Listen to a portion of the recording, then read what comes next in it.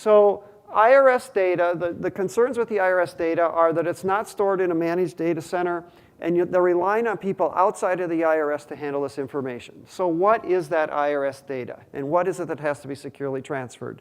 So this really relates to tax return information. And people think, well, really we're turning the tax returns, maybe the county looks at it, maybe the state, maybe the federal, from a federal IRS perspective, but there's a whole bunch of other people out there that look at tax returns today.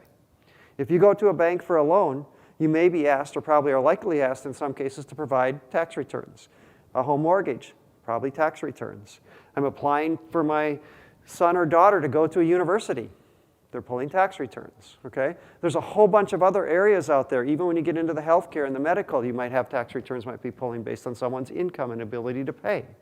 So it's now becoming pretty frequent that the tax return information is out there and around. And if it is, and you can see a listing over here of some of the common places we've seen it, public sector entities, of course, financial, insurance, staffing, and HR companies, a lot of times will pull tax return information as well when they're looking through background checks with people.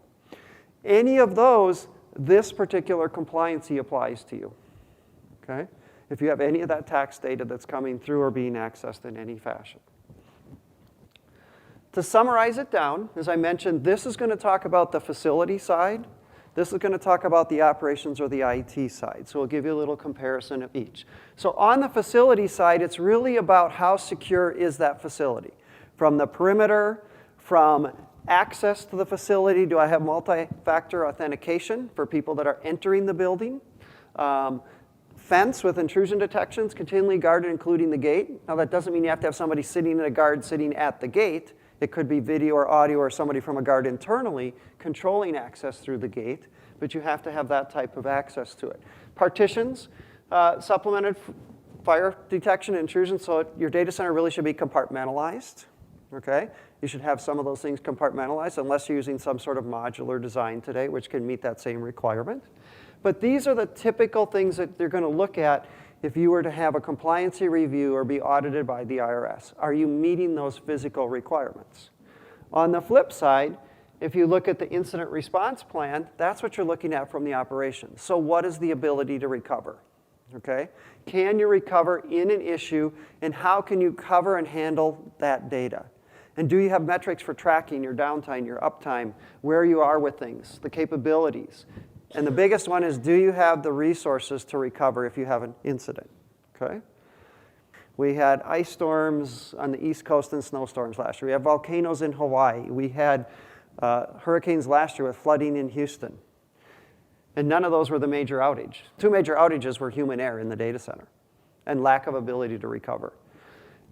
That's what they're looking at when they're talking about an incident response plan. If you have an incident, how quickly can you respond? How quickly can you recover? And can you make sure that that data does not get outside of your facility? Now, looking at the IT operations, how many of you within your organization, when you go to send an email and there's a social security number in it, does it block your email? Got a few people? Okay. So, and if you're using things like Microsoft Office 365 today, that's a pretty traditional thing. It's going to block if you're trying to send an email with a social security number. This compliancy, you should not be emailing social security numbers. That's one of the compliancy issues that you're going to look at, okay, or people are going to look at. So this next page, don't scare you, but with one of our clients, there were 163 different things that they had to comply to meet this compliancy. And there's no way, I can tell you, there's just no way you would know to do that without going through it. And this is just a high-level list of those categories of where they had to become compliant, okay? My point behind this is it's not necessarily an easy thing to do.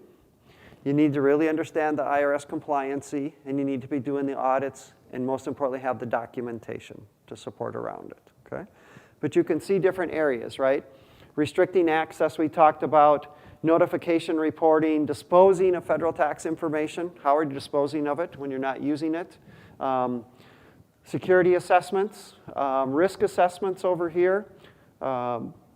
Personnel security, you know, because you're gathering information about your personnel. So how's that handled from a security standpoint as well? There's a lot of different ways that it comes into play. From the facility standpoint, it's really about hardened facility, access to the facility, video, monitoring, guards, sign in, sign out, all the traditional things that you want to have, right? From the operations side, it's how do I handle the data? And if I have a failure, can I bring up the facility? And can I bring up the data? And can I ensure that it hasn't been valid, it's corrupted or somebody else has had access to it in some fashion? Okay? So that's what the IRS is. So again, if your organizations are accessing any of that tax information, any financial information along those lines, it likely applies to you today.